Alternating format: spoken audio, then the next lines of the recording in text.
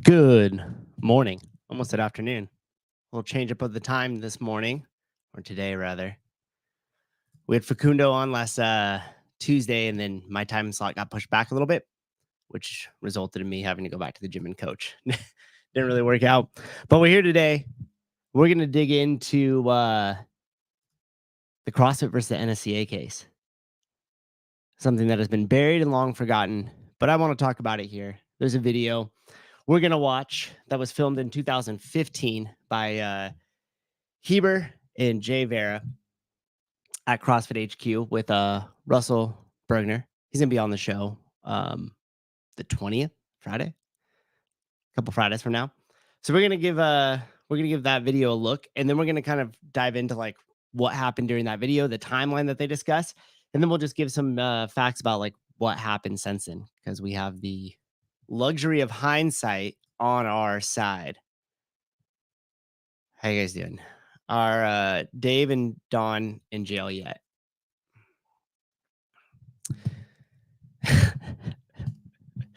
I saw those posts right before we came on, and then looking at all your guys' comments, clearly that is the topic of discussion. Not here though. I don't want to dive into that. We'll be out in the NorCal Classic, the Northern California Classic. I realized when I typed in the website, it's not called the NorCal Classic. It's called the Northern California Classic. Going for the Pedro. Like, is it seem dark in here? I thought it was the same. Brighter, lower, Pedro style, bright style. I don't know. You guys tell me. Anyhow, I saw Luca's post. We'll be out at the Northern California Classic. Sevon is on his way there right now with Taylor. We'll be joined by Colt Mertens. I think we might have a few other people joining us as well. I'll be picking up Hiller from the airport in a few hours. And I think once we set up there and do a podcast, I'm sure we're going to talk all about that. So we'll live that. I read your comment at the same time I was talking. So we'll leave that be until we're all with those guys. And I'm sure everybody will have lots of opinions on that. Susie, going to be at NorCal? I am. Yes. Nice mood lighting. It's the same as it always was. Hi, Olivia. How are you?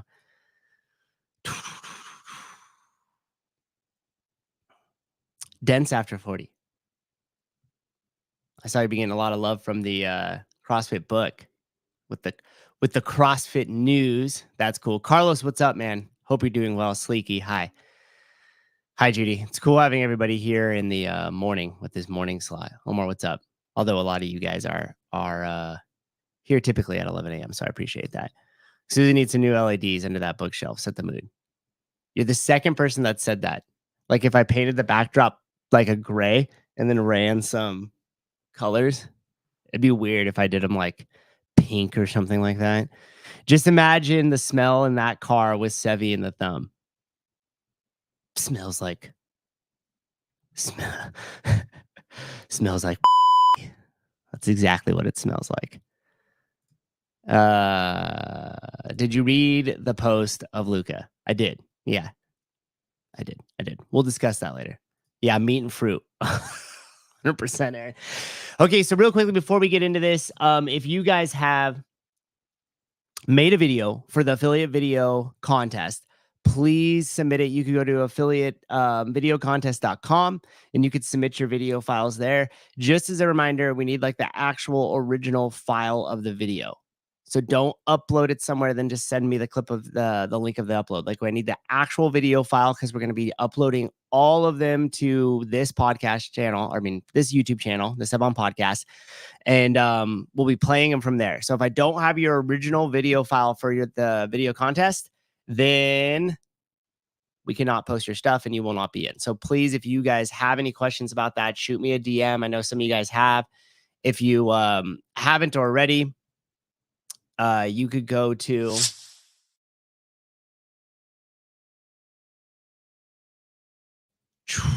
school.com/media launch and you could get all this fun stuff in here. This right here will be important after this discussion. We had Dale Saran. He's been on the show several times here. He was the formal CrossFit General Counsel.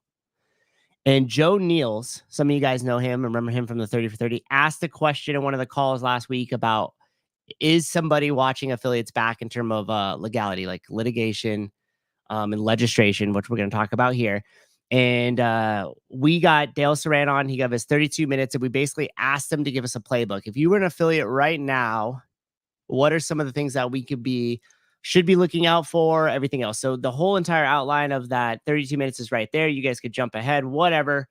But anyhow, it's there. It's free. Just go to school.com/sign up. All these cool people are doing it. We do a call, like I said, once a week, and you'll have a bunch of information on the affiliate video contest, not to mention a bunch of other cool stuff in there. So whatever, go there, check it out, get the stuff, ask questions.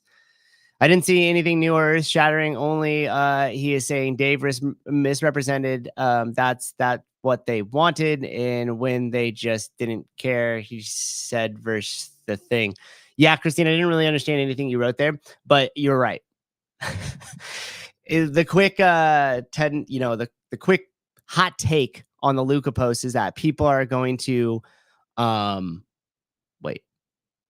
NSCA, not NASCAR, but I can't tell if you're joking. NASCAR. Did I write? Okay. Oh, you're talking about a comment. I thought I misspelled that, Sleeky, and I got distracted by everything. Yeah, people are going to get really caught up in the emotional side of Luca's post, in the semantics of like the word choicing. And we're going to get like zero focused in on that. And it's going to start to distort people's opinions. Everybody's going to lean towards emotional and just like attack. You could already see it. It's queued up the way it is.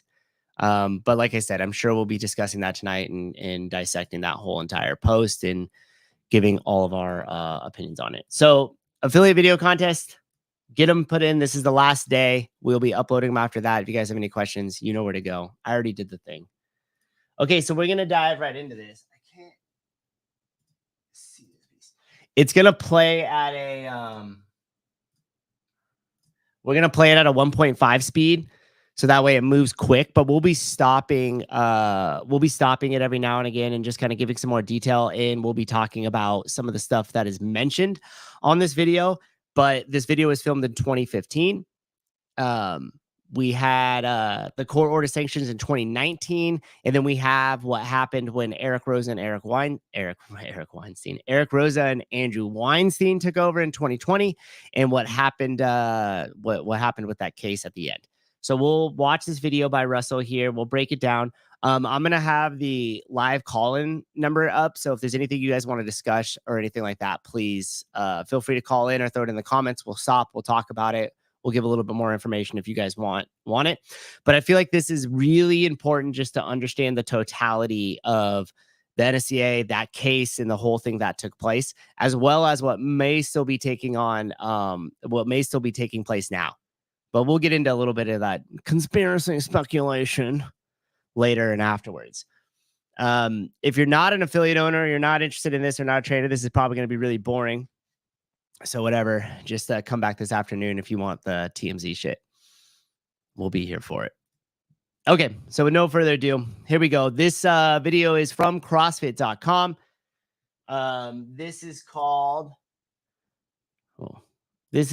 Fighting the Good Fight. We got our buddy Russell here, and he's going to be breaking down this timeline. I might speed it up even a little bit more than 1.5. We might go 1.75, depending. Stand from this talk. Number one is to catch you up and sort of give you the 10,000-foot view of what's happening within CrossFit and our current legal battles against the NSCA and some other organizations. And number two, I want you to understand that these battles that we're fighting are incredibly important and are really a noble cause. And I know there's this misperception about CrossFit. It's a growing misperception that we're a litigious company that's just out there creating petty squabbles between our competitors. And this is all just us being angry because we've been criticized and we can't handle that. It's a lot more than that. And I think once you understand the full story to this, you'll see that what we're doing is not just incredibly important for our company and for the CrossFit brand, but it's important for every single one of our 11,000 plus affiliates. And it's important that someone be out there doing what we're doing. Greg Glassman, I think in 2012 spoke. Someone be out there doing what we're doing. Someone be out there doing what we're doing. And that just keeps rattling around in my head as I was watching this and as I was gathering some of the information to kind of present this for you guys. But I just thought that was interesting. The other portion here is that you got to remember this was in 2015 when this video was shot, and Russell's going to lay out this timeline here. And CrossFit really got involved in like understanding what the NSCA was doing and the champ paper and all the things that were being published out of Ohio State with the fraudulent science behind it. But it's interesting how even in 2015, if you start to dig a little deeper into some of the information that's being presented as fact, all of a sudden you get labeled things. Now, they weren't called racist or fascist, not yet. It was in 2015, it wasn't as popular. But they basically were being said like, oh my gosh, here we go. Here's CrossFit just attacking for no reason. Look at them going after their competitors here. This is just a dumb, petty fight. And I want you to remember that because Russell had said like they had said that, and there was just talk of people within the fitness and wellness space that were talking about that as CrossFit just got to be in these rebel rousers and just going after people and attacking for no reason. And just remember that because at the end, when we talk about 2020, when CrossFit sealed up this case after Eric Roza purchased it, remember Eric Roza, he bought it. They say something, and they meaning Morning Chalk Up say something very similar to that. So just think about that. Yeah, he is, Matt. Russell will be on a couple Fridays from now, a couple weeks from now. Yes, Russell will be back.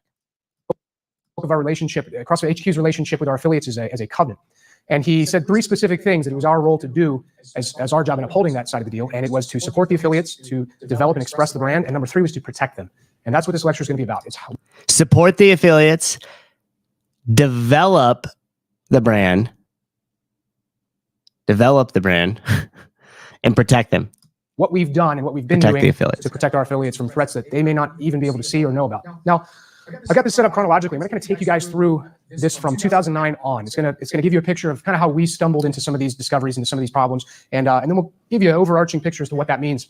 It's kind of hard to start this discussion without beginning in a really specific place, and that is a conference that happened in 2010. We've called the Champ Conference, and this was a meeting between. Okay, at the bottom there, for those of you guys, if you're just listening to, it's the Consortium for Health and Military Performance. So this is a big conference for like military training, essentially, to get those contracts and to be legitimized within ACSM, NSCA fellows, private contractors to the military, and a couple military personnel, where they basically got together. These are academics and professionals of the exercise science industry, got together and talked about CrossFit. And we have slides from their presentations. We know a lot of what they talked about, and it's incredibly disparaging towards the CrossFit methodology, and was very critical of the CrossFit methodology. From this Champ Conference, the Champ paper was produced. This was published in 2011 on the ACSM's platforms. It was a paper that had a scientific facade to it, meaning it came from a position of authority. It had a bunch of different authors on it. It was peer-reviewed. And the paper itself was extremely critical of CrossFit and was circulated without our knowledge behind our backs throughout the Pentagon in an attempt to basically kill our chances of having any military contracts in the military's fitness needs. Now, some interesting things about this paper. Once we finally got a copy of it, we were able to read some of what this paper said. And as I've already mentioned, these are NSCA and ACSM authors. And I want to go ahead and read to you one of the first quotes from the paper itself. It describes a potential emerging problem of musculoskeletal injuries caused by the CrossFit brand training, but immediately admits that the short and long-term physiological, functional, and readiness outcomes or safety of ECPs, which is their way of characterizing CrossFit, extreme conditioning programs, has not been carefully studied. So what do you have there? Potential emerging problems. I'm going to write that down. Potential emerging problems. The funniest thing is, so side note here. We're going to digress for just 1 second. My brother graduated from San Diego State University. And if you guys have ever been to a college graduation, especially a very large college like that, when you come out of the graduation, like the ceremony and the walkthrough, there are just there's just bodies, just sea of people everywhere. And you could hardly move. And half of them are stopping and taking photos. And you feel like you're kind of stuck and you're like doing one of these like penguin walks and you can't get through. And my grandfather was in a wheelchair. And this was probably right around the time that this came out. And I remember walking with him, and we couldn't move anywhere, and like people were just not even paying attention and letting us through. And I can't really move or weave through people with this man in a wheelchair. And so I literally just started saying, "Excuse me, folks." And then when people still wouldn't move or look, I would just get louder and I'd say, "Excuse me, folks, we have a potential emergency here, guys. We have an emergency. It's potential. It is emerging, guys. We have a," and I just started like yelling these like words, and people were like, "Oh my gosh," and like spread and like got out of the way. But if you actually listen to what I was saying there, it wasn't actually saying anything, which Russell will talk about now.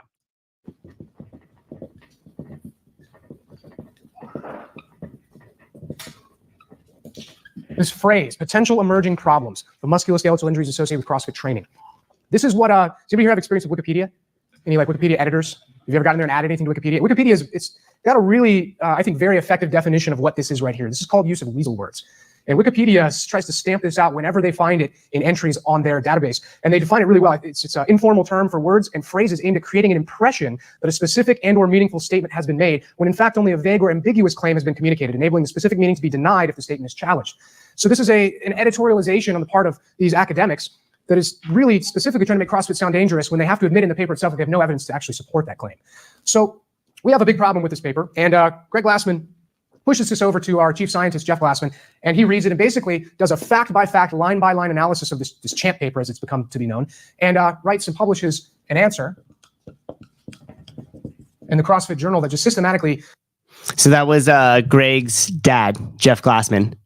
And the funny thing is the answer was actually printed on these massive banners.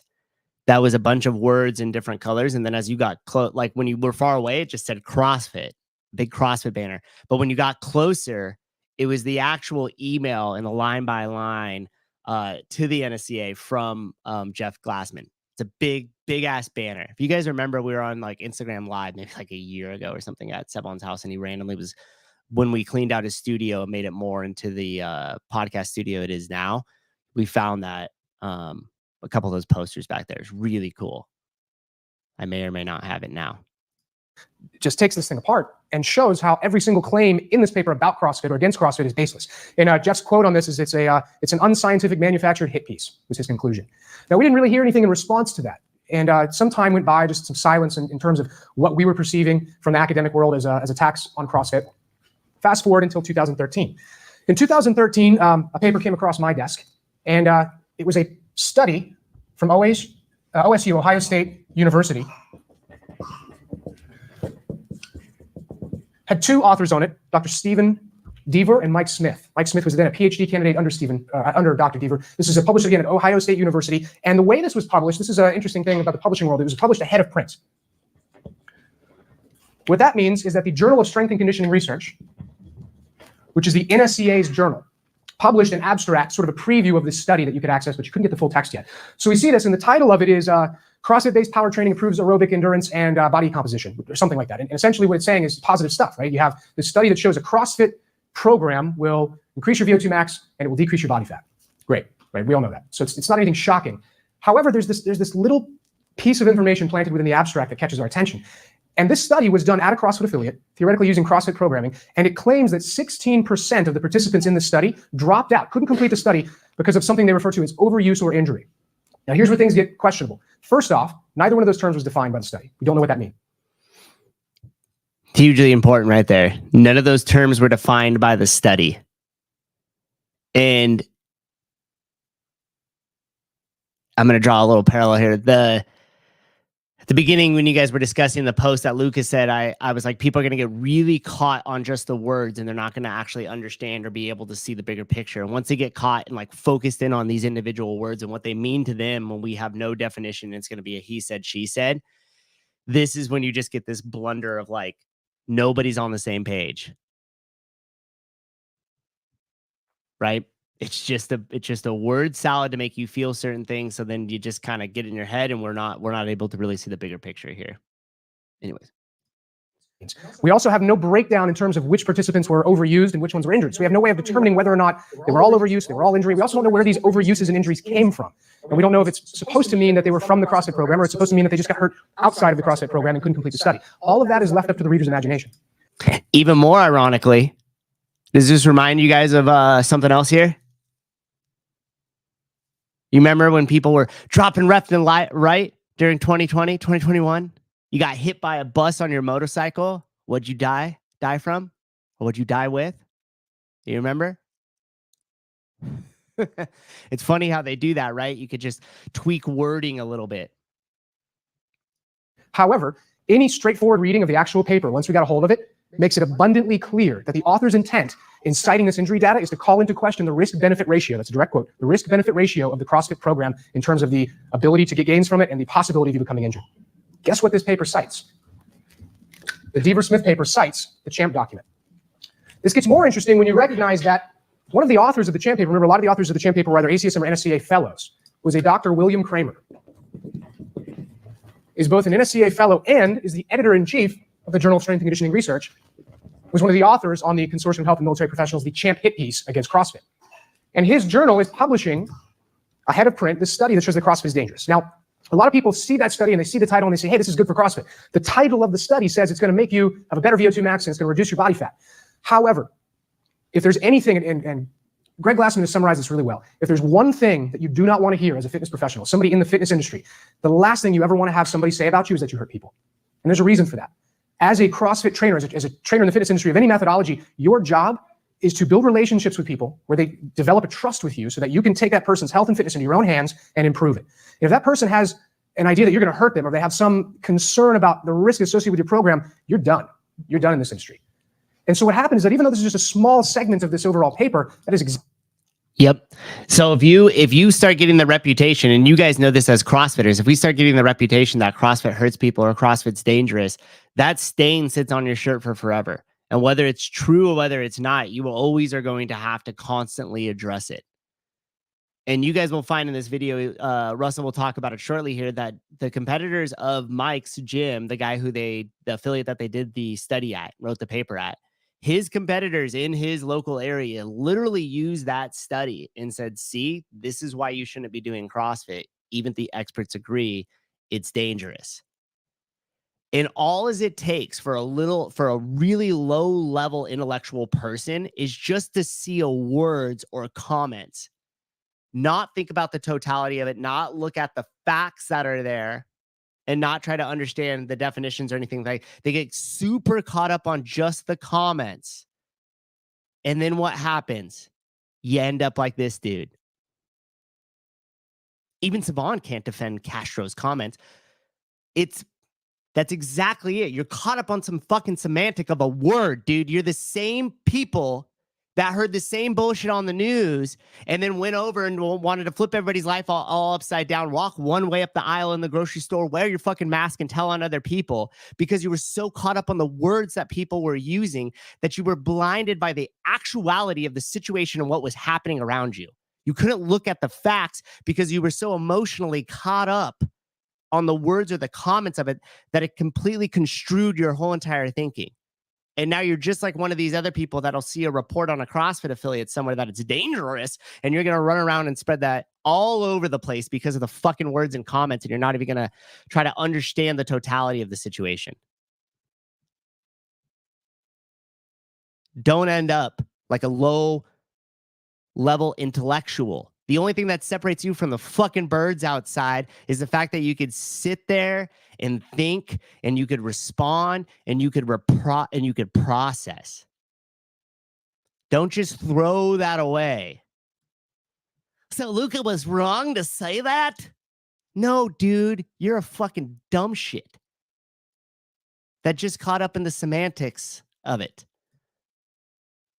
Just like these people knew that they could write something in a Champ paper, the NSCA, ACSM, they could circulate it around. Ohio State gets picked up, which you guys will find out very quickly that Ohio State takes a shitload of funding from the American Beverage Association. Even Greg said in one of the things that if it wasn't for the American Beverage Association, Ohio State's exercise science department couldn't keep the fucking lights on. Dude, I'm more than thick. I'm long, I'm thick. Just ask your girl. And those type of things end up getting taken out of context with the Champ paper or these other studies, and then they just go back and they just keep pointing back to the Champ one, like, oh, see the experts. Oh, it's peer reviewed. Oh, it's agreed. The jury's out. It's dangerous. It doesn't matter if we look at the study, look at the definitions of the study, understand what's happening here. That doesn't matter. We're just going to focus just on the words and what happened. Dude, I'm a huge man, bro. The biggest man, bro. I go on shows and I comment and I tell me, oh, what do you guys think? Oh gosh. Yeah, dude. Shut up. Sit down, enjoy the show, and follow the leader. I was going to call your name, but I'm not going to call your name. exactly what every author from a blog, website, major news sources picked up on. And suddenly we saw this study everywhere. We saw the abstract in social media. We saw people saying, hey, look, we finally have the evidence to show CrossFit's dangerous. This is what we've been saying the whole time. We saw major news outlets like Outside Magazine, Military Times, and others picking up on this and citing it as an example of CrossFit hurting people. Now, the problem with this is that it's completely false. The 16% number. When we looked a little harder, we found out what this means is there were 11 participants that didn't show up. And in the study, it says they didn't show up because of overuse or injury or time constraint. They said specifically that 2 of the 11 couldn't come back because of time constraint, and the other 9 were overused or injured. When we looked at these 11, and we realized that the method for gathering data in the study, it was a blind study. If you have a blind study, that means you don't know the names of the participants in the study, you just have them as a number. Essentially, what this study was saying was logically impossible. They were saying that they got the participants who didn't show up to the lab to tell them why they didn't show up to the lab in the lab. You guys tracking? It's the exact same thing as me saying, hey, raise your hand if you're not here right now. Oh, 9 of you. Okay, you guys get that? So they didn't even know who the people were. It was a blind study. Right? And so they didn't even understand or know who was in the study. And then they're like, oh, well, hey, if you guys are injured and you're not here, let us know. Okay. There's 6 of us. Okay, cool. All right. Boom. Put it on there. So the thing is just completely already screwed because the way the study is set up, they couldn't even tell you that the 16 people or who they were or anything like that. It's nuts. Cool. And then I make up a number. They had no ability to gather the data that they claimed they had. So when we looked a little harder at this, we had some questions. We talked to the affiliate owner, a guy by the name of Mitch Potter, who had this program run at his gym, and he was really upset. He told us that none of the participants in this program had been injured. He told us he hadn't hurt 9 people in the 4 years that he'd been operating as affiliate. And he told us that the authors of the study wouldn't return his calls. So we go to the studies coordinator, who was a volunteer that actually worked out at the gym. Her professional daytime job was coordinating studies, and she just decided to help out with this one. She handled all the data between the participants and the researchers. And she told us very straightforward that she had no idea how these researchers got the data they did and how they came to the conclusions that they did, because she knows for herself that no one was injured. So then we decided to actually call Dr. Stephen Dever. This was a little later in the year. By the way, could you imagine that? Like, you put this whole entire thing up, right? Like this whole study, you cite this whole champ, and you guys are going to find out in a minute here that this William Kramer and Stephen DeVere, like, they basically kept showing up in the NSCA and stuff, for like, hey, we're not going to publish this unless you show up with data, like false data injury. And can you imagine making that stuff up and manipulating this study to say that CrossFit is dangerous and inflicts all these injuries, and then you're just sitting at your desk one day and Russell calls you? The phone just rings and you're just like, hey, hello? And it's like, hey, it's Russell. I got a few questions. And you're like, oh, shit, because this dude's smart as a whip. And especially if you're caught off guard like that in a phone call, like, he's going to jack you up. Hi, Elizabeth. How's it going? Souza, decaf next show. Yeah, seriously. It's just, yeah, Sleeky, I agree. It's infuriating to deal with people like that. Like, they just, like, the whole purpose is just to get me wound up. And I lean into it a little bit. It's fun. I enjoy having a good rant. But, yeah, some people just bring absolutely fucking, like, nothing to the table. Nothing to the table. Anything is dangerous. Yeah, 100%. Slight echo in the video. Sorry, not really sure how to fix that. We'll see. Corey, Soapbox Souza is my favorite Souza. I tried to not cuss that much too, because sometimes people have like sent something back or like have clipped it and I'll watch it back and I'm like, oh my gosh, like I swore like a lot there. I didn't even really realize that. Adam, bullshit. I say more caffeine. Okay, well, mixed here. John Young's rant about CrossFit not going away was unreal on the spin. I missed that. I'm gonna check that out. Okay, so anyhow, we got Russell calling the people now. And I did an interview with him in which he was unable to answer basic questions about the origin of this data, and completely unable to explain how that data could have even been collected in a lab on participants and why they weren't in the lab. So he promised me after a 45-minute phone call that he would find out from his PhD, then PhD candidate, who is now Dr. Mike Smith, what had happened, and he'd get back to me. So we hung up, and I waited around, and I didn't get an answer. I emailed him a few days later and didn't get an answer. And finally, I got a response from both of them that basically said, this has been approved by the Journal of Strength and Conditioning Research. The NSCA's journal is above reproach, and we're not going to answer any more of your questions. We're done with you. And I haven't heard from him since. I want you to put yourself in the shoes of an affiliate owner here, because this is, again, the whole concept about why we're even interested in this is protecting our affiliates. Let's start with Mitch Potter. Mitch has invested the majority of his adult life into a career in strength and conditioning. He has a thriving gym in Ohio full of people he has really close personal relationships with. And those relationships are built upon this trust that he's developed with them, that he has their best interests at heart, that he's going to take care of them. He's going to improve their health. He's going to improve their fitness. And then suddenly he finds out about this study on social media because one of the non-CrossFit competitor gyms in his town is saying, hey, look, don't go to this CrossFit gym down the street. They hurt people. So here he is, a small business owner, having his entire reputation thrown in the trash can so that this guy can get his PhD candidacy study published and the Journal of Strength and Conditioning Research can get a nice jab in at CrossFit in their academic publishing. Now I want you to put yourself in the place of every other affiliate owner in the world who has to deal with the constant barrage of press, who is recirculating the 16% as evidence that their methodology, that their program, that their business is potentially hurting people. Oh, but yet it's this is just pointless. This is just CrossFit being argumentative towards its competitors. It's trying to just bully people. So once you truly understand, and by the way, that was 2010 when that champ paper was written. In 2013, 3 years later, you start to see the consequences that are coming out on just this one affiliate. So now imagine that this paper written by from the Ohio State paper written by Mike Smith and overlooked by Devor, whatever his last name is, and William Kramer, right? Imagine that goes unnoticed. And Russell will tell us here in a minute that like another 31 papers were published on the efficacy and safety of CrossFit program based off of, or citing rather, the champ paper and the original findings that these extreme conditioning programs had inherently more risk than other programs.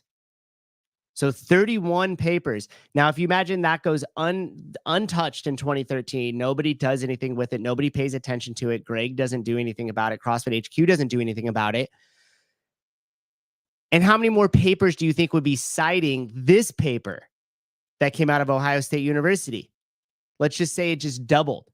So now 61 pieces of published literature citing the champ paper, citing this Ohio State University study, now start to go all over the place. And by the way, Russell talked about, I can't remember if it was at the beginning or at the end, but he talked about how those papers, the one from the champ in the Ohio State University study, were picked up by mainstream. So now all of a sudden you have these random, Men's Health and all this other bullshit corporate media stuff published, like utilizing those papers as a source of truth and publishing it out now to mainstream. So think about the consequences of that now, let's say 10 years later in 2023, 2024. I mean, how many papers do you think in the 3-year span? We had 31 that were published. So from 2013, that Ohio State one goes through unnoticed. How many more do you think are published in 2016, 2019, 2021, 2024? It just starts to build from that one piece of false information. And nobody really goes back and does anything about it, because if you were to look, it's trust the experts, trust the authority. It's been peer reviewed. Consensus has been found by the experts. They've all looked at it. They don't have the time, the energy, the ability to do the type of research into this that it takes to determine that that's a bogus number. And even if they did know that, they don't have the ability to go out and correct the record in the press and to correct the record in print. So as a representative of CrossFit HQ, doing this is really more than anything, it's about protecting our affiliates. And the lawsuit that followed from this is just a natural extension of understanding just how unethical that this whole process was. So the first thing that happened here is we noticed all this issue with the study, and I sent the NSCA an email. And this was in late 2013. Sent the NSCA an email, said, hey, you got a study, you need to look at it. It's got some fraudulent data in it. We're really concerned about this. Never heard back. 2014, this was in October, I actually called Dr. Kramer on the phone, called his office, said, hey, Dr. Kramer, I've been doing some investigation into one of the studies that you guys have published ahead of print, and we have some serious concerns about it. We think that the data that you published is completely fabricated and needs to be looked at before you fully publish the study in your journal. So in a 30-minute phone call, I explained every reason I have to believe that this study is fake. And he says, oh, yeah, well, we know these types of programs are generally higher risk than other forms of exercise. These extreme programs hurt people more often. And so this data doesn't surprise me, and it's been peer reviewed, so we're good. Do you think he knew he was talking to Russell from HQ when he said that? I'm guessing he did not. But that's exactly the type of playbook that's ran here. Hey, it was published, it was peer reviewed, it It was done by the authority and the experts in the space. We're good. Oh, and by the way, come on, you know how these extreme conditioning programs are, right? It's like, okay, so you're not going to actually back that up with any evidence. You're not going to rely on the integrity of your study or anything. Nope. It's just, hey, you know how those things are. And, look, we have all this literature from this peer-reviewed stuff. Like, we're good here. And he basically blew me off. Because this had been peer-reviewed, he was happy with the result, and he basically brushed his hands of it and said it's not our problem anymore. So shortly after that, the Deaver study was published in the Journal of Strength and Conditioning Research in full print. Okay, so look at that. Like almost a year or so later, published out of print, Greg gets a hold of the paper, realizes there's fraudulent data in it, that they're claiming injury rate when they don't have any. They're looking back and citing the CHAMP paper, which William Kramer was involved with 2 years prior. Russell emails the NSCA thinking like, hey, maybe they're unaware of the fraudulent scientific misconduct inside the paper. NSCA doesn't answer him. He called Deaver, the guy who was overseeing the study from Mike Smith here, and we're going to do a little then and now what happened to our old friend Steven. And then now he's calling Dr. Kramer. Got just blown off answer there. Yeah, hey, it's peer reviewed. We're good. Everything's checked off. Now the paper gets published. So even though published ahead of print, when CrossFit got a hold of it, Greg got a hold of it, you had Jeff Glassman writing emails to them saying, hey, this is wrong. There's no evidence here. This study was done incorrectly. Didn't matter. It continued all the way down the line until it got published. And so now you have the big issue, like I was talking about earlier, is you have something that's been published and peer reviewed. And like you guys know, especially going through the pandemic era, that was the almighty. That was like God's word written in stone. If it was published by a scientific journal and it was peer reviewed and the consensus had been reached, if you tried to question that at all, you were a conspiracy theorist. And this outline here is bigger than just the harm it has on CrossFit and CrossFit affiliates. This playbook that we're laying out right here, guys, I really want you to pay attention to, like, this is how bad science gets turned into published science, gets turned into policies, which then govern the way that we live. And some people are like, oh, you're like fucking, you're too overboard on this. Am I really? You remember the 6-foot rule? We didn't even need to have anything peer reviewed or published for that. Once it just got crazy and you just followed the authority, you didn't even have a vote. We didn't even need to prove it to you. It was just peer reviewed and good. Oh, I hit the button in my whole thing. G and yeah, Greg and Russell are still friends. Yes. And Russell still does stuff with Broken Science and different things like that. Writes articles for him. If you guys remember one of the first shows I did, I talked about the Dana-Farber study and what was happening over at the Cancer Research Institution at Harvard.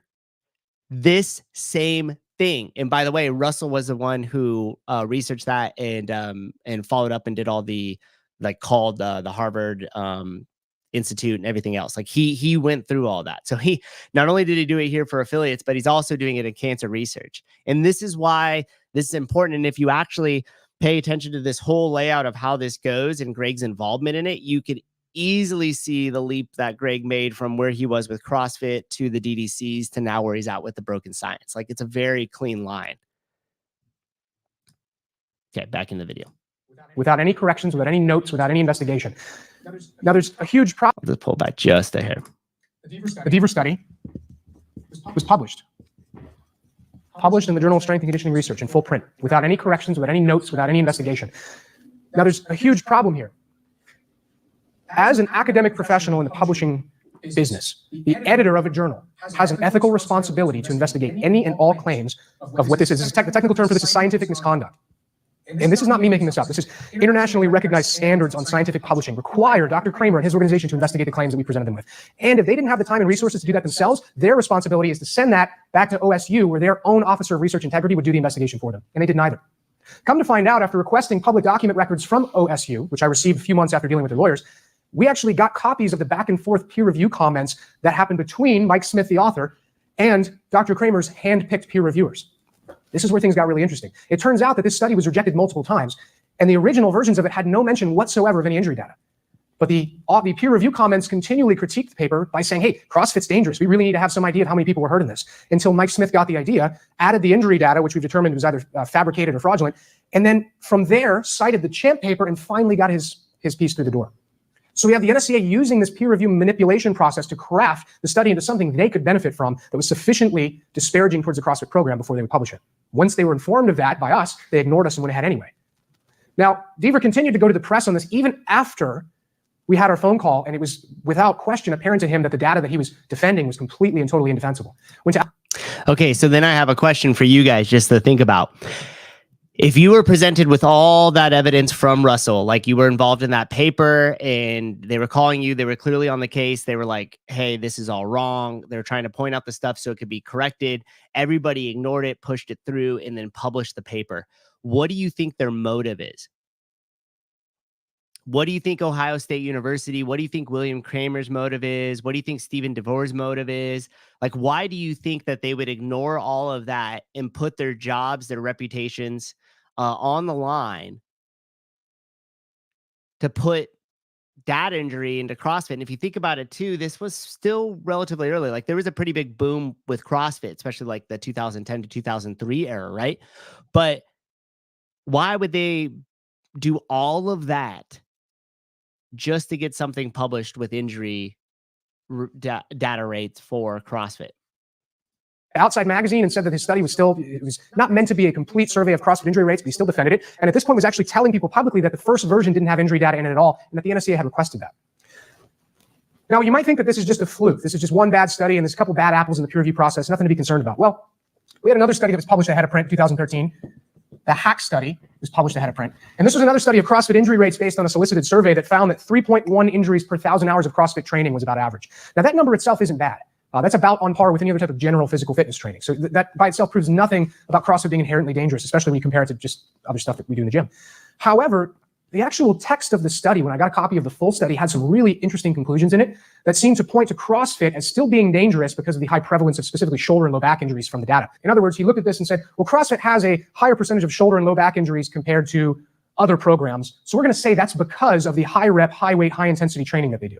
So I got him on the phone in an interview and asked him, hey, where did you get that? How did you go from prevalence of injury to this is caused by high intensity, high rep, high load training of CrossFit?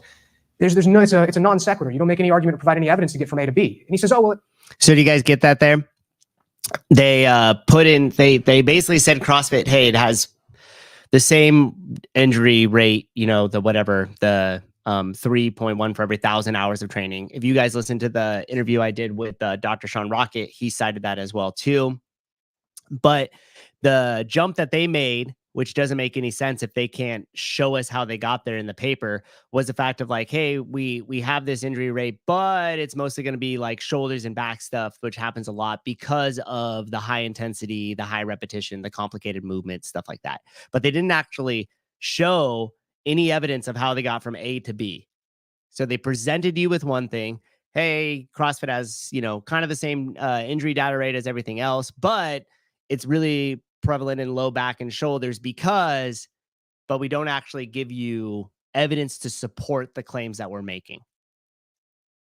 You guys follow that there?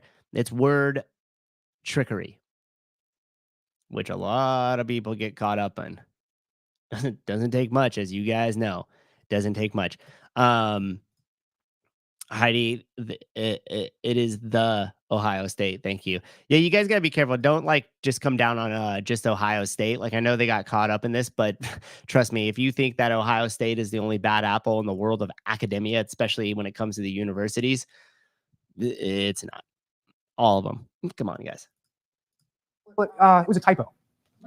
He legitimately claimed that there'd been a high rep, high load training of CrossFit. There's no, it's a non sequitur. You don't make any argument or provide any evidence to get from A to B. And he says, oh, well, it was a typo.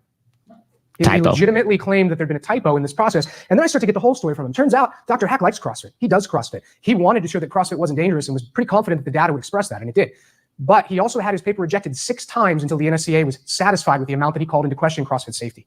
We actually have another author who submitted a paper to the Journal of Strength and Conditioning Research on a CrossFit program or CrossFit workout, who repeatedly had his paper rejected and repeatedly was told he needed to cite the CHAMP document and refused to do it and was never published. He's come forward and he's talking to us and our lawyers now. So you see that you have somebody else who's doing a study on CrossFit, goes to get it published, goes to get it peer reviewed, and the NSCA and the authorities that would review it and publish it are basically saying like, nope, you need to come back with some sort of injury data rate. We need to like, nope, this doesn't satisfy our needs. So here we have a history and a pattern of the NSCA, specifically Dr. William Kramer, using their publishing platform and citing this original unscientific hit piece to create this sense that there's this scientific consensus out there that CrossFit is dangerous, and it's all based on a lie. This paper has been cited over 31 times as of today. We see it pop up in media even today in news reports that call it a reason to express concern about CrossFit safety, and it's completely and totally bogus. So what do we do? Well, step number one, Mitch Potter sued Steve Endeavor and Michael Smith and listed the NSCA as a nominal defendant. Their lawsuit is a little bit ahead of ours, but CrossFit Inc. has sued the NSCA because we put them on notice well before they published the Deaver study, and they went ahead and published it anyway. They are intentionally manipulating incoming papers on CrossFit to create the perception that we're dangerous. There's no other explanation for it. You can't do it that many times in a row on accident. It doesn't work that way. So the question then becomes why? Why would they do that? Why would the NSCA force all these people to put in injury rates, manipulate their studies? Go back. This one doesn't look good. Give us a little bit more injury here. You're making CrossFit look too good here. Why would they do that? And Russell's going to answer that question in just a moment here, or we're going to speculate on that question. And here's the cool thing. This was in 2020. This was in 2015. You guys heard me talk about that at the beginning. And before CrossFit was sold in 2019, we have information on what happened to the case. My favorite part about this, and we'll do this in a second, is if you go down and read some of the comments underneath this video. This actually gave me a little hope because I thought people just became really like low conscious level thinking in 2020, but it turns out they were like that all along. They've been like that since 2015, and the comments will show it. But the funny thing is when you read these comments and you go back in 2019, when Judge Samarito, who resided on the case, when she basically like laid the whole thing out, turned out CrossFit was almost underplaying how bad it was rather than overplaying it. And I was fortunate enough to be at a DDC when this actually happened, and they were doing the MDL1, and the way it worked at CrossFit HQ, from the limited knowledge that I have, people in the comments that know more, please feel free to correct me. But the DDC was something like this. You had the MDL1, which was happening at the CrossFit HQ gym. This is also where Greg did the class for the underserved. You guys have heard him talk about this, the free class he did, like he called, what do you call it? For the old and really fat people. So inside that gym, you had the MDL1 going on, which essentially was just an L1, but everybody that was taking that course was a licensed physician. They were like a doctor. And then right across the hall, you had a lecture hall. And in the lecture hall, that was the DDC, the Derelict Doctors Club. And those were like the subject matter experts, like the Zoe Harcombs, the Seema Holtras. We've had some of these people on the show. They'll go up and they talk, they present information that basically coincides with all the information that the MDs were getting at the L1. And a lot of these doctors, a lot of these physicians, and especially the subject matter experts that CrossFit would bring in, they were all having like these holy shit moments because they were finding all this evidence. They knew shit was just weird. It was just wrong in the way that they were practicing medicine. It just didn't add up. People were getting sicker. Costs were just going through the roof, and they knew something was up. They knew that they were like sick management. They weren't actually health care. So once Greg would bring them into this room and you would give them the MDL1 and they would hear these subject matter experts speak, they would have this like, holy shit moment. Like, I'm here. I'm finally with the people that get it and they understand we need lifestyle change and these protocols that could be brought in to cure chronic disease. And so during one of those times, the DDC got to shift over, and during the break during the L1, Greg actually went up there with his lawyers and he gave us a little like debrief on what was happening with the case. And we'll get into it in a second here. But one of the things that really stuck with me that he said is like, once the court ordered them to like give up all their stuff so they could start going through, it's called like a discovery. So it's just all the information and evidence that you would need in the case. And once CrossFit and the judge got a hold of all the stuff and they started going through, through the information with the NSCA and these Ohio State University characters and everything else, there was like something ridiculous, like 200,000 emails that were going back and forth specifically about CrossFit and these issues that are happening here. And I remember Greg said it got so dark that in one of those emails, they had literally said, man, it would be good to have a mass shooting at one of their events to slow down this movement. These are the type of people at the NSCA and the type of people at the Ohio State publishing this paper. That's the type of shit that they were on. That's where their mindset was, which was crazy. I just remember sitting in the back of the room and like listening to this whole thing and was like, oh my gosh, and wanting like more information on it because all these really cool things were happening inside of HQ, like the MDL one, like these lectures with the subject matter experts and everything else. But I felt that the media distribution behind it was really low. Like, man, I would sit inside that room and I'd be like, holy shit, why aren't we just pumping Instagram clips out of this? Why aren't we just putting this on YouTube? Why isn't it available on audio? All these things. And a little side tangent. When they posted one of the talks, I think this one was by Asim Malhotra. When they posted, when CrossFit published his whole talk in entirety, I wanted it in just audio form. This would have been back in like 2019. And so I just took a microphone and stuck it up next to my computer and I just recorded it. And then I published it on the same podcast that I had all the audio versions of the articles that I read. And it was funny because I got a call from Karin and they thought I like recorded Asim inside the room without anybody knowing. And then when I was like, no, go and listen to it. Like I gave you guys credit and I cited it and said where it was from and then just played your YouTube video and recorded the YouTube video. I didn't get in trouble or anything, but that's how like dedicated I was to this mission and to the information that was coming out. Like I found a way into the DDCs. And then as soon as I found a way in the DDCs, I tried to find ways to distribute more content because I knew how important this stuff was. I didn't realize the level of its importance, I think, until after the pandemic.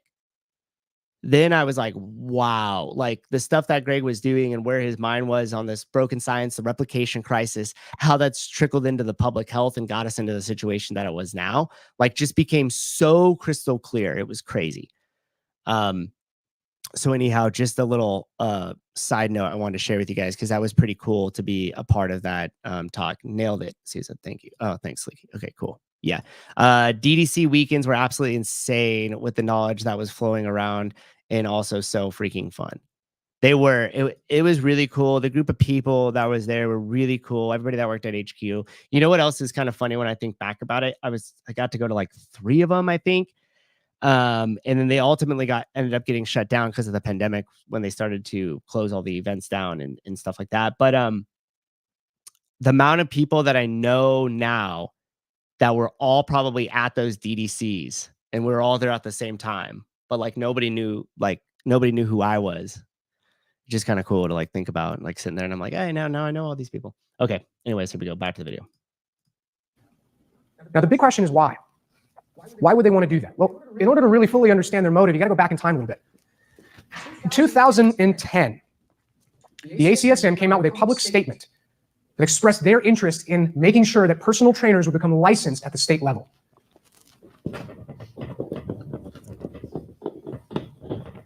What that means is they want to see every personal trainer, anyone who's teaching fitness to anybody, have to go through a state-certified process in order to be able to legally enter that profession. What does that process look like? Well, guess what? Big surprise. You have to have a nationally accredited certificate from the ACSM or the NSCA, and not from CrossFit.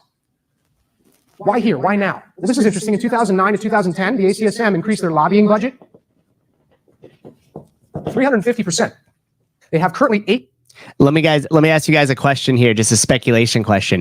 The ACSM and the NSCA increased their lobbying budget by 350%. 350%. Yeah, Augustus, sorry, there's a little echo. Heidi was talking about it earlier, and it just kind of happens when I play the YouTube videos. I apologize for that. They increased their lobbying budget by 350%. Let me ask you guys, where do you think that money came from? Do you think they just had more in a discretionary savings fund for lobbying? Do you think they just had a really good year? Like, where do you think the extra 350%, like whatever the dollar amount is that you could tie to that, like, where do you think that money came from? Especially because, and Russell will get into it here, that the L1 was taking the NSCA's lunch money in terms of certification. Graciano Rubio. Graciano Rubio will be coming to CFL on October 19th. And we'll be giving a weightlifting seminar, a full day deal. If you guys are in the area and would like to attend, shoot one of us a message. You'll be seeing some more stuff coming out about it too. So Graciano Rubio will be at the gym October 19th. Come on down. It's open for anybody. NSCA doesn't even lift. You're 100% correct, dude. When I was researching some of this, when I kind of show you guys these characters, Dr. William Kramer, good for him. He just got inducted into the Strength and Conditioning National Hall of Fame. Dude doesn't look like he's ever seen a 400-meter jog in his lifetime. That's neither here nor there.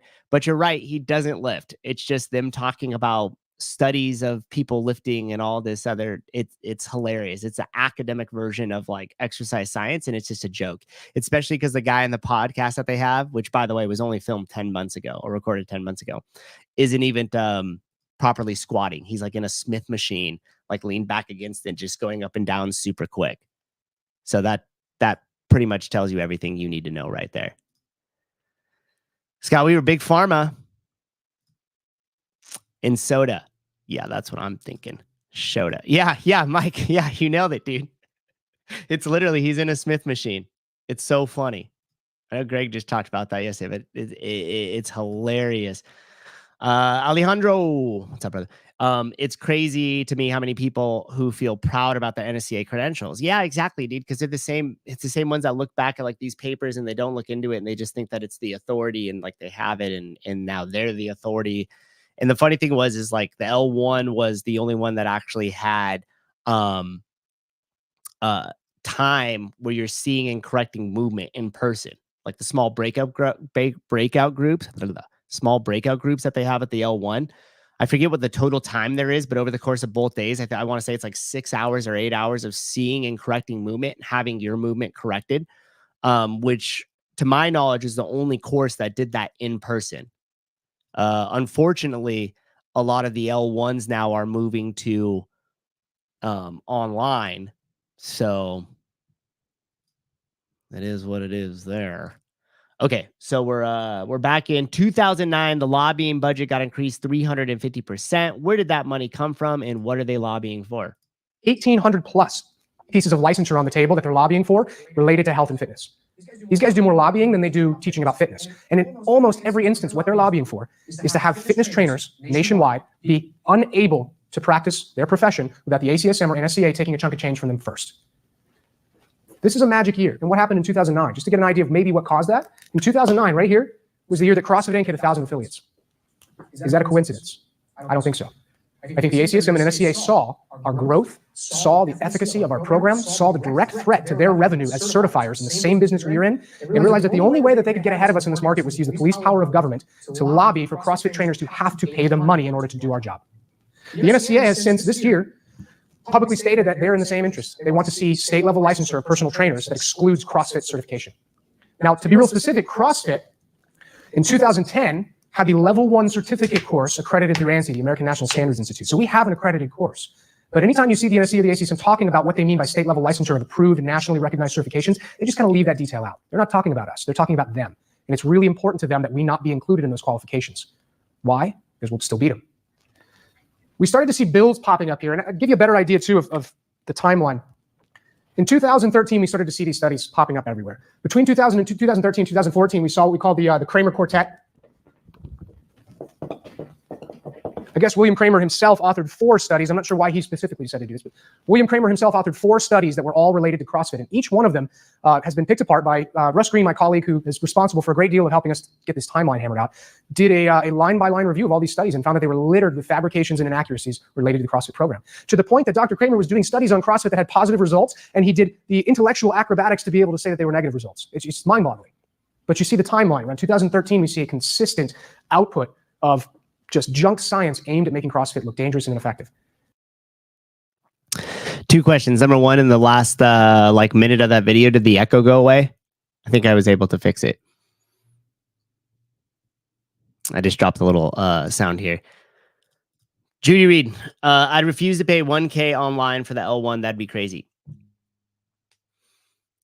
The thing to me though that is most important about the L1 being online is the obvious of the seeing and correcting of the movement. Like when you're in that small breakout group and you're getting your hands dirty for the first time, looking at a squat, correcting it, having yours corrected, being brought in the middle of the circle, like all of those intangible things, like being insecure, opening yourself up to criticism in front of a group, giving answers on seeing and correcting movement that might be wrong. So like, therefore you're having to kind of put yourself out there, like all those things that happen in person, particularly in those breakout groups, in my mind is one of the most important parts of the L1.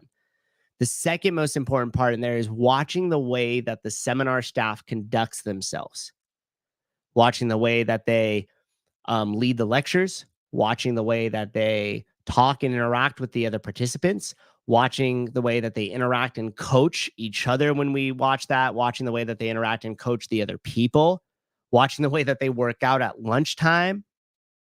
Like all of that type of stuff to me is how the CrossFit culture transmits from person to person, because it's right there. It's in your face. You're immersed in it in a weekend, in kind of like a summer camp or something like that, where you don't know anybody, but by the end of that time, or in this case, the L1, by the end of the weekend, you're walking away and you're like, oh, I remember so-and-so, and you feel like you're buddies with all the people around you. And specifically the seminar staff and the flow masters create that experience in that environment. Like they are the ones that they conduct that. It doesn't just happen on its own. Like some groups, sure, might be more interactive naturally or whatever. But each weekend, these seminar staff people are conducting the way that we interact with each other. They're conducting the conversation. And so like you need to be able to take a small piece of that and watch it, have an example of it, and then bring that into your affiliate or wherever it is that you're going to be teaching CrossFit. To me, that's a really important part in the professionalization of the trainer. Because when you watch the flow masters and when you watch these L1 seminar staff people do their jobs, like they are doing it at the highest level. And a part of you leaves that weekend, you're like, fuck, I want to be like those people. Like I want to be as knowledgeable. I want to be as entertaining. I want to be as good with my material. I want to be as like on time. I want my logistics. Like you start to say like, okay, there's the example. There's kind of the gold standard. And that's what I want to work towards. And when you remove that and you just bring it online, that chunk of it that I feel is important, and I could be wrong here, whatever. You might disagree that it's better to have it more convenient online. That's fine. But for me, that core thing could only happen in person. And another thing that I would do too is like CrossFit in its state that it's at now, like it needs to bring everybody back into one central office. Like, could you imagine conducting all this craziness that's happening, especially after the games, like via Zoom? Like, no way. I would need everybody in the same room. We'd have to be in the same room. I mean, if you have 20 of these, people that, let's just say they actually know CrossFit and they have the executives and all the talent that they bring to the table. Like if you would tell me that if you put 20 of them in a room together, they couldn't solve that a problem or whatever the issue was within a shorter amount of time, you think it's going to be more efficient if they do it via Zoom? Like, no, you wouldn't think that at all in terms of running the company. So why do we think that moving the L1 to an online is good when you look at the totality of the community and the trainers and the affiliate owners that it'll be producing? Like it doesn't make sense to me. Okay, back to the video. What also starts happening in 2013? We start to see a lot of fitness-related bills on the table. In 2014, we saw the first bill pass. So far, it's the only bill that is successfully passed that will license personal trainers, and this is the DC bill. It's an omnibus health bill. The details haven't been hammered out yet, but this passed, and now we have a couple others that are on the table. In Georgia, in particular, there's one that's up for vote. Florida bill came shortly after. The Florida bill died on the Senate floor, but this Florida bill was another licensure bill lobbied for by the ACSM that would have made it a first-degree misdemeanor to practice personal training without proper certification. So it would have been a $1,000 fine or up to a year in jail for teaching somebody how to do an air squat. It sounds almost too ridiculous to be true. But we have a number of states that have either had these bills proposed and have been rejected or currently have these bills on the table. And we have two organizations that have made it their sole purpose to make sure that there's enough fear-mongering out there about CrossFit and CrossFit affiliates that we will eventually, in their mind, be forced through the police power of government to have to pay them in order to do our jobs. For the affiliate, this is an enormous problem for a couple of reasons. Number one, the only place that we can get regulation of the fitness industry from is through someone who's already in the industry. The government is going to look to our current industry and they're going to find a leader and they're going to say, hey, you guys write the formula. Tell us what someone needs to have in order to be a licensed personal trainer. We'll stamp off on it. We'll start arresting all the people and finding all the people who don't do it. Why do you think the ACSM is spending $140,000 a year on lobbying? Because they want to be that organization. They want to be able to tell us how and what and when we need to be able to do our job. Now, these are also two organizations that have literally gotten every single thing about fitness and health wrong for the past couple decades. These are the same organizations that champion the isolation movements and the long, slow distance cardiovascular training that was just a little bit better than being sedentary. These are the guys who championed the diet that was killing people, the high carb, low fat diet. These are organizations that can't even consistently and effectively describe the mechanics of a squat. They're absolute failures in terms of what their practical fitness and training advice has done for the general public and athletes. And yet they want to be the academic authorities that step in to save the public from the dangers of CrossFit. Now, another interesting thing here, if you argue for licensure, what's the argument? Why do we need licensure? The answer is almost inevitably going to be protecting the public. But this is not a bill. These are not bills that are coming from a cry from the public. They're coming from our competitors. Big difference. The ACSM and NSCA are saying our certifications are so good, you should have to be forced to take them whether you want to or not. I wish I would have known how to get rid of that echo sooner. Sorry. It's a little knob here. Roll it up and down, kill my mic, and then it goes away. So there you have it. So now we'll kind of look into what happened since that video was made there. But if you think about the implication there, so somewhere along the line, the NSCA got enough money to increase its lobbying budget by 350%. Now, two things that are happening there. Russell talked about both of them, but I just want to touch on a point here. Is the first one is the very obvious, the money in the market share. So you have your course, it's done well for all these years. You basically have zero other competitors in the space. You have enough time now to now you are the academic authority. So therefore anybody else getting into the space, like you're kind of able to gatekeep it a little bit, right? Okay, so that's the first one. Now somebody pops up with another course that is better than yours. They start selling more of them. Yours stop selling. You're like, oh shit, we got to fix this problem. Okay, so that's the first reason why they would do it, because then if they lobby for the fact of like, hey, we're the expertise here, you could still get your L1, we don't care. But in order to do what you're going to do in your affiliate, you still need our certification. So then therefore we protected ourselves against becoming obsolete because we're the inferior product. You have to get us whether you like us or not. Kind of like cable TV now. You want internet through Xfinity or a Comcast, you still got to have a phone line or you still got to have cable, because we bundle them together because we're not going to lose out to the internet, right? So similar in that capacity, meaning like, yeah, we don't care if a more superior certification comes along, because now we have the legal front handled and you have to get us regardless. Okay, so that's the money thing. The second thing is going to be the authoritative power. So they are the end all be all. So everybody else could say whatever they want. And then at the end of the day, the state governing bodies, mainstream media, idiots that can't think or read are going to look at that and say, oh, well, they said it. They're the authority. There's no need for us to question that. Okay, good. We'll do what they say. Now, if you guys remember, there was a period of this in 2015 too, when the American Beverage Association, I think it was mostly pushed by PepsiCo, but they started doing this like movement is medicine. And they were saying, oh, it's not about, it's not about what types of calories. It's just about calories in, calories out. So drink all the Sprite you want, eat all the candy you want. It doesn't matter, because at the end of the day, movement's medicine. Guys, get up and get moving. But the slippery slope there with the movement is medicine is, hey, now that movement's medicine, we need an authoritative body to govern it, because if we're claiming it as medicine, you could be doing harm to the public if we don't have some sort of regulation happening here. And so that's why these things are just such a slippery slope, and you got to pay attention to the bigger picture of what's happening, and not just in the semantics of like the wording or, just the surface level stuff that you could see. Okay, so where are these people now? Okay, so you guys remember Stephen DeVore? He was the guy who was signing off on the paper coming out of Ohio State University. He was the one that was overseeing Mike Smith, who is the guy who wrote the paper and did the study out of Ohio State University for his PhD. Well, Ohio State exercise researcher resigns after retraction of CrossFit study. Look at that. On June 2nd, we reported that the Journal of Strength and Conditioning Research retracted a problematic study because it lacked approval from the Institutional Review Board.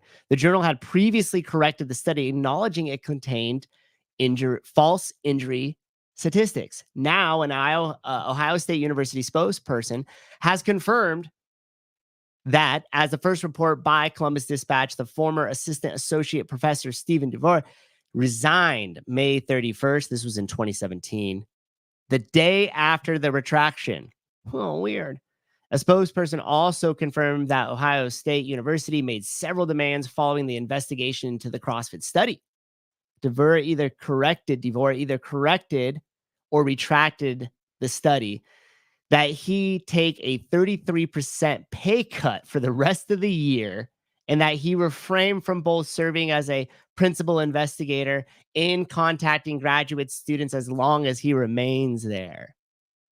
It was so bad, he got fired.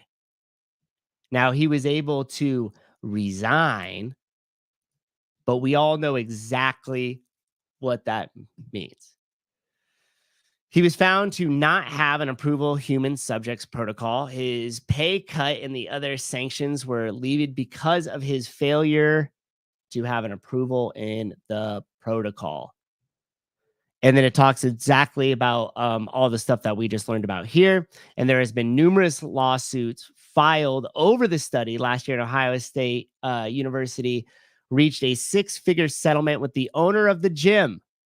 So that was our boy Mike out in Ohio, where he got a little bit of money from that fraudulent claims that was made on the study that came out of his affiliate.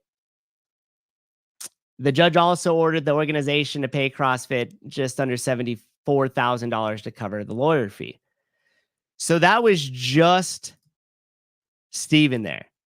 That was just him, right? So where is he now? And what is he doing?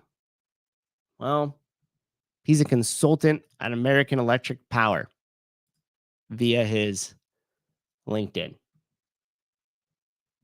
So there we have him.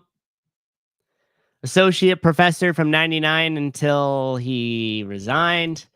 And then he jumped over here in the same year, same month, as an American Electric Power consultant. Interesting, right? Interesting. Oh, he studied at Berkeley. Education, Doctor of Philosophy, Kinesiology, and Exercise Science. So that's where he's at now. Why was his IRB proposal approved if he didn't have human subjects on the photo? Yeah, exactly. Dude, there's so many problems with the Ohio State paper. It was crazy.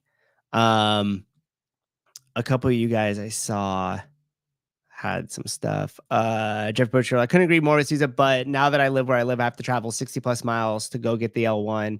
An online version still may be a viable option. I'm weird in this sense. I would force everybody to fly. I'd force you to travel. I would just be like, no, it's too important. You got to travel. And if it took a little longer to get it, that's fine. And there's echo. Somebody else said, oh, Adam, right here. I did a renewal online during COVID and it was good as it could be, but first timers, I would say, would need more in person. I think the renewal is probably the only appropriate online version.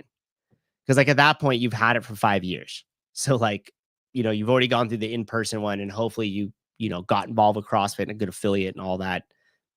jazz. So you're good to go. But yeah. Jeff Burchell, every study I did in grad school had to have a human subject protocol in consent form.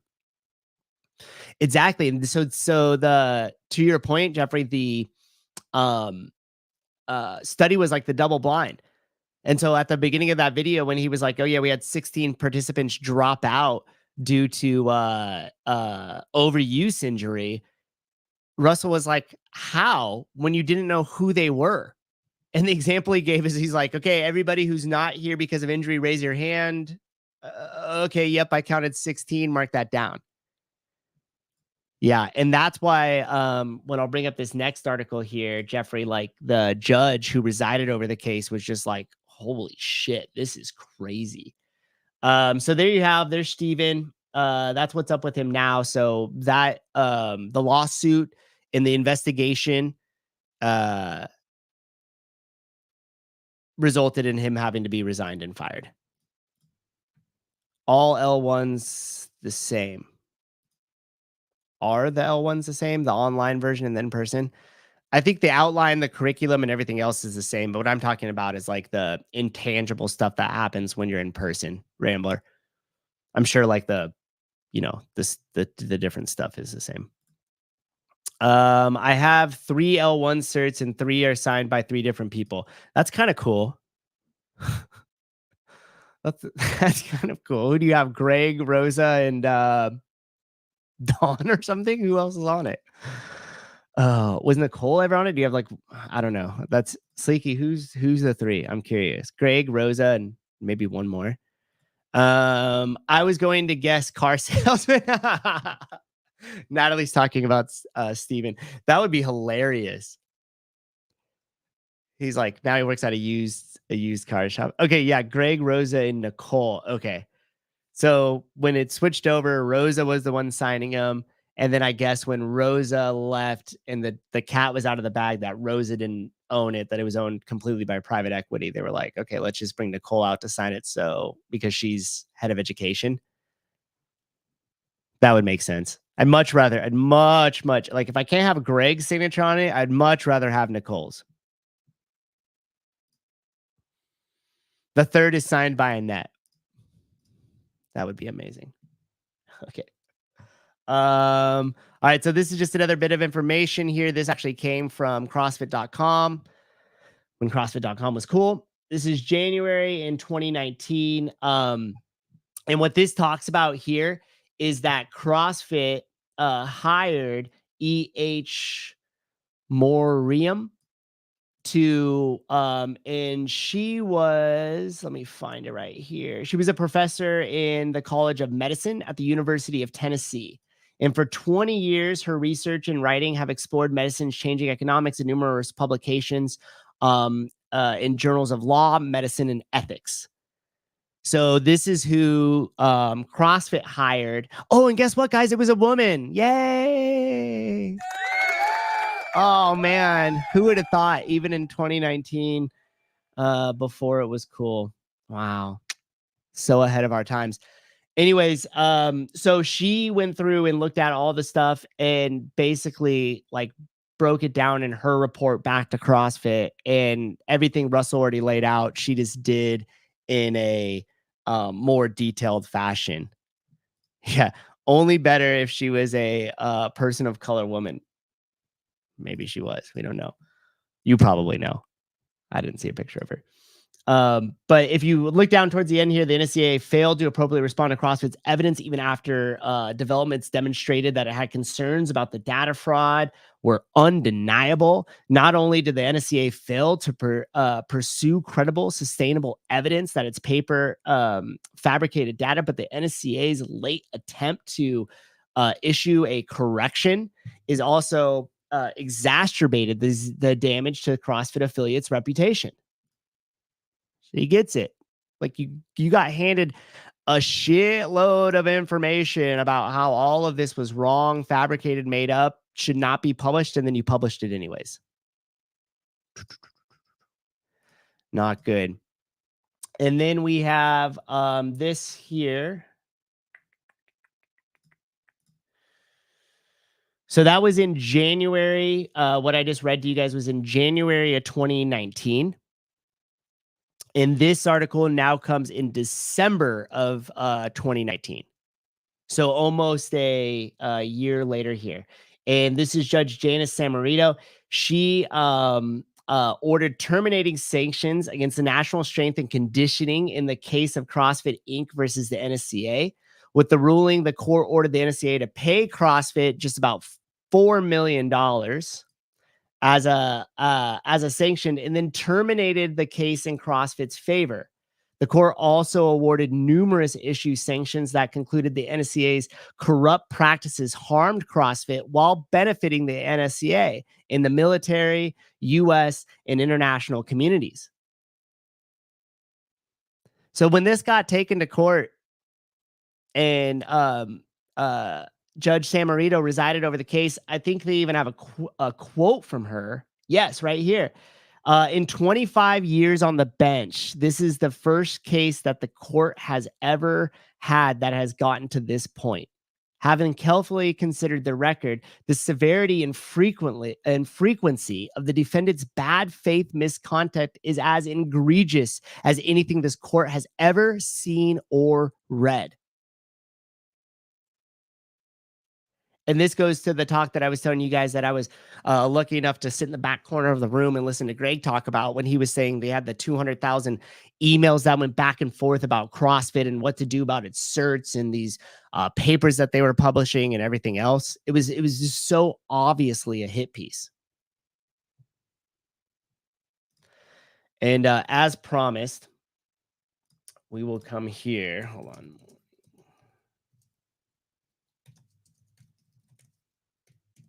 NSCA.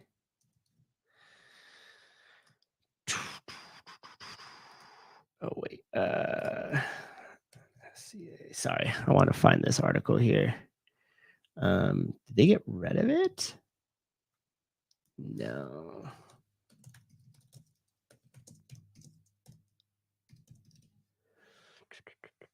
Oh, wow. I can't find it in the archive. Okay. I'm going to try to find the morning article. So Eric, I just call him Eric Weinstein every time.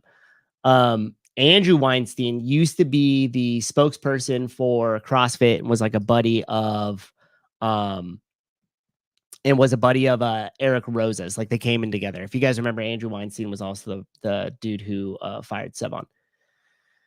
I cannot find the Morning Chalk-Up article. Wow.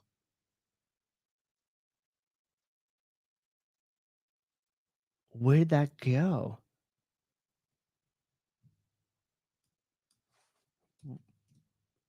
So I'm searching right now. I'm searching the NSCA case in the Morning Chalk-Up article that was written in 2020 after they had sealed the case. And I literally cannot find the Morning Chalk-Up article now. If you guys are privy to the internet there, you could look that up if you like. Oh, wait, I think I found it. No, it's not loading. I even went through Reddit to like look at it. Are you kidding? I wonder if they pulled that. I will say I appreciate the online for test retakes. I'm a terrible test taker. I felt so much better and focused taking it at home, not to mention that they were videos for finding faults, not picks. Yeah, that's cool.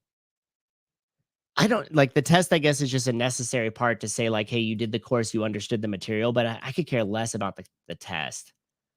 I care way more about how people conduct themselves. Yeah, so Morning Chalk-Up for sure got rid of this article.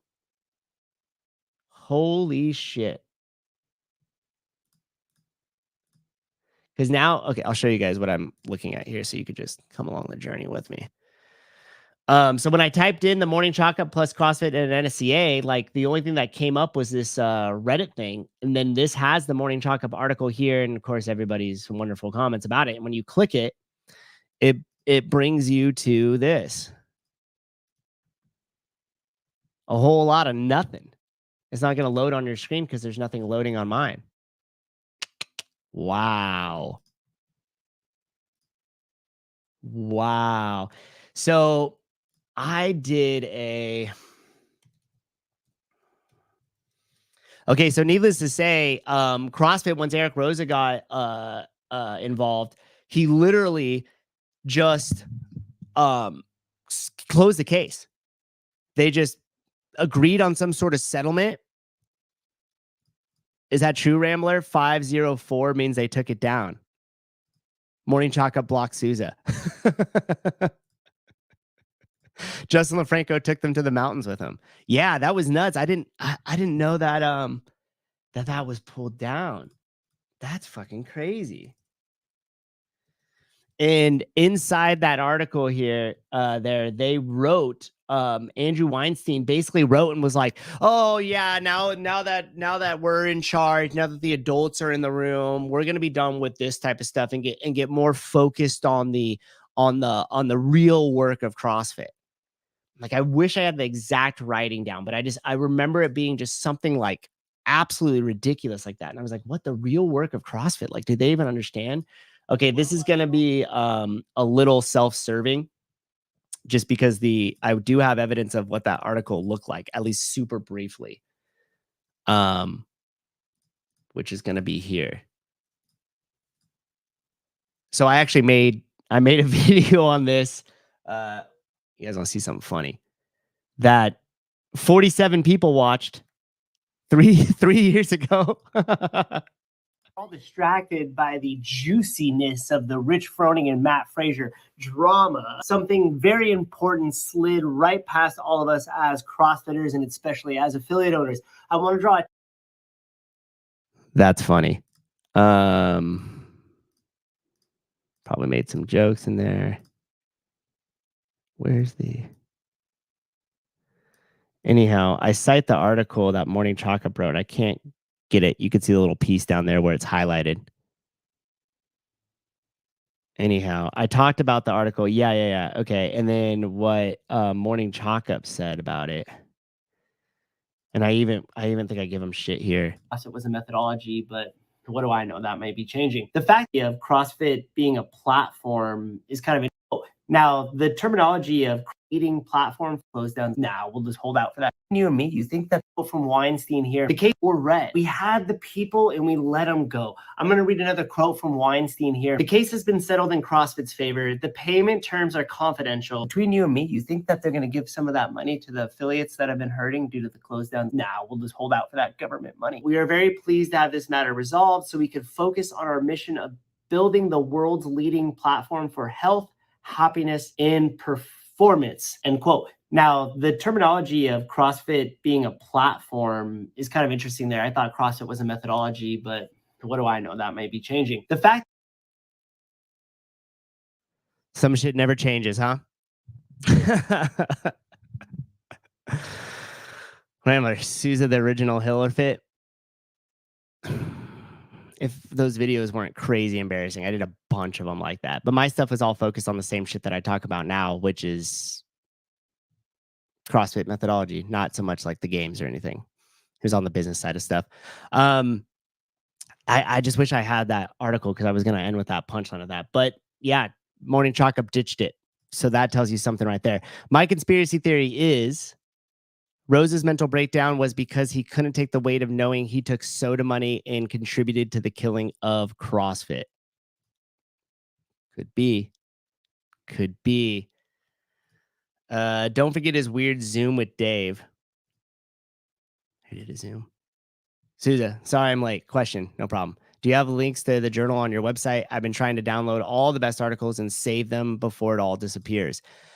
I don't, but one thing I do know, and these are the ones specifically that Greg wrote. I think if you reach out to Seth Page, he found a website where it's just kind of like this bunch of just links and stuff that is the CrossFit Journal, what still exists from there.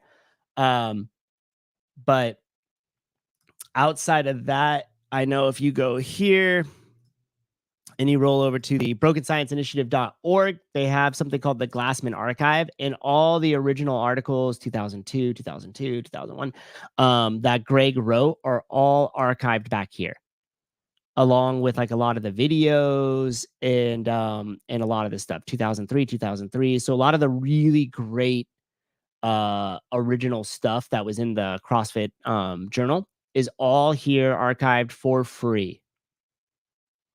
Also, too, one thing that I've been diving into, which maybe we'll do another one of these video breakdowns if you guys kind of enjoyed it, especially the history portion of it, is this bad science threat to fitness. This here is the video that Greg was talking about at Whistler. A couple episodes back, he was like, I don't have much to offer the affiliates. Like, what I do have to offer, I said it all at Whistler. Like, this is what he's talking about. So if you guys want to go and listen to that because you were like me and only had an affiliate for 7 years at that time and didn't get to attend that event, and there was no possible way to sneak into it, trust me, I tried, then you could watch that video there. Sleeky, I don't think it's disappeared. Greg has full ownerships of them now. Greg has full ownerships of Greg's intellectual property. So I do know some of those, like the best ones are written by Greg anyway. So you're going to have a shitload of stuff there. But there are some really good ones that were written by people that weren't Greg's, obviously, that I don't think are in there, but you could definitely still find in the archived journal. So, in Two Brain Pod, hey, it's Chris Cooper from the Two Brain Radio. Today, my guest is Eric Rosa, the owner and CEO of CrossFit. Yeah. You guys remember CrossFit Radio? If you remember CrossFit Radio and you remember who hosted CrossFit Radio, like you listened to it back then, put it in the comments. I'm curious to see if any of you guys know who that is. Okay. So if anybody has any comments, questions, or anything like that, we'll start this portion. I'm just going to hang out for a little bit while longer.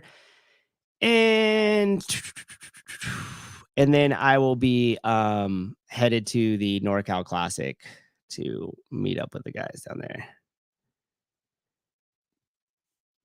Let me turn this thing on too. Remember last time? And then the first call, the whole entire roadcaster just crashed. That was probably be exactly what happens again here. You could also just throw comments in the, or whatever in the comments. And if there's something you want to talk about, shit, I don't even think this is the right one. Okay. Done. What is my phone number? All right. It is correct. That is the correct number. And then I have this thing. It'll most likely just die when you call. Yes, Justin Judkins. Yes, CrossFat. Justin Judkins. Christian got it. Justin Judkins. Yes. Yes. Yes. Oh my gosh. I used to listen to that. I used to work at a warehouse too. So for a period of time, I was bartending. I was coaching CrossFit. I was going to the community college and I was working a couple of days a week at a warehouse here in Livermore. And it was just like wrapping pallets, whatever, just a lot of stuff alone in the warehouse, moving boxes, wrapping pallets, getting orders ready, stuff like that. And I would always listen to the CrossFit Radio with Justin Judkins. Always. I wonder what happened to him. Maybe he listens to the show. Hi, Justin. Someone called and take Matt off the air again. I know that was so weird. You know what's funny too is like I just would just leave it. You know what I mean? Like there was a whole section in that show when somebody called, it like dropped off, the roadcaster went, it turned my mic into the computer mic and everything else. And there's like a minute of it. And I was thinking to myself later, I was like, should I go back in the show and just cut that little piece out? Nah, fuck it. Oh, wait. The guy I was thinking of was Savon's host dude for the podcast. Oh, who'd you put? Keeligos articles are Lasso Gyms. Who owned those? I have no idea. Who'd you get? Oh, Matt B. Yeah, Matt Bishel. Good old Bishel. He was the co-host with Sevon back in the day. Felicia, I must be living under a rock because I had no idea he had old journal stuff on the Broken Science site. Yep. Yeah, it's all there. All the stuff that he owns is there. Affiliate Town Hall was interesting. Oh, wait, oh, fuck, did I miss it? I don't get those emails. Don't put me on any of the email lists or something. Maybe, I don't know. I think someone said kids doing the tactical games. The pot guy. Interesting. Oh, man. Oh, cool. I just got we just got a tidbit of information hot off the press from Justin Judkins. Uh, Apparently he was a winning wrestling coach in Utah, now a retired teacher, coaches someone doing the tactical games, and is still alive. Cool. So there you go, Justin Judkins. Shout out, dude. I used to listen to you all the time. You don't get the emails accidentally. I know. It's so weird. Like, I swore I got all of them and I thought I did all the things to like get them, but like I'll get sent stuff from the other guys that I talk to that own affiliates and they're like, "Hey, did you get this?" or "Hey, did you get this survey?" or "Hey, did you get like what?" And I freaking I feel like I don't. What? Ad read is recorded. What is he talking about? So yeah, so anyhow, now I'm lost because anytime I do something for a length of time, my phone looks like this and there's like 50 text messages. And majority of those text messages are going to be like, "Hey, you forgot to do this. You got to do this. Hey, you got to do this. Can you do this? Hey, what about this?" So once I open them, it goes into that black hole. Okay. Was that from Chase? No, it wasn't from Chase. If it was from Chase, I wouldn't tell you anyways, but it wasn't. It wasn't him. It wasn't him. Wow, the barbell spin has a disclaimer at the beginning of their show now. Yeah, that's amazing, right? It's that. Yeah, it is. Like what CrossFit said. It's a joke like Jackass. Yeah. Chat up, gym down the road from us isn't listed on the affiliate map. Their owners aren't on the L1 or L2 list. CrossFit assures us that they are an affiliate, though. Why wouldn't you want to be listed on those things? Yeah, I don't know. Whoa, Matt, that absolutely looks like Grinder.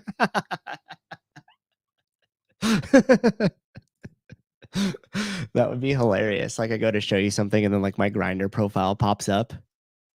Are you sure you're going to be in Sacramento this weekend? Get that off there. That's because they have someone inspired out one. Okay. All right, gang. I hope you guys enjoyed that. I hope you got something out of it. It was really important for me to kind of talk about some of the stuff that's going on in the past because all these things just basically get like swept under the rug and forgotten about. And when it comes to what I look for in terms of, is it worth it to pay for the affiliateship? I talked about it a little bit on the show with Emily. And one of the points that I made across the 7 points for me that are important that I would like to see as an affiliate owner come from HQ. One of them was definitely like the registration and litigation portion of it, because majority of the affiliate owners had no idea this was going on in the background. They had no idea this was going on in the background, even when it was happening in real time. And that's the job of HQ, to look out for the affiliates, to be able to see way out in front of everything and make sure that we are protected. And Joe Neal's question that came in the school when I promoted that earlier with, we got that little playbook by Dale Saran. He was nice enough to hang out in the morning with me, and we went over some questions and stuff together to kind of talk about what that would look like now. And the reason why we're doing that is because I don't really believe that there is somebody at CrossFit HQ right now that's looking at stuff like this, getting way out ahead of it and paying attention to it. Like, I just don't think that, I don't think that that's happening today. Maybe it is, maybe I'm not aware of it. But something just tells me it's not. And, that sucks, but it is what it is. So anyhow, you guys have a great rest of your day. If you're in the NorCal area at the NorCal Classic, please come over, say what's up. I'll be there with Sevon, Colton, Tutor Magnet, and of course Taylor Self. There might be an appearance from a few other people down there as well too. So if you guys are around, come say what's up. We'll be filming, shooting, hanging out over there, having a good time. None of you guys called because you're pansies, but that's okay. I still love you. Adios. Thanks for hanging out. As always, be good to each other out there, because really at the end of the day, that's all we got. Peace and love.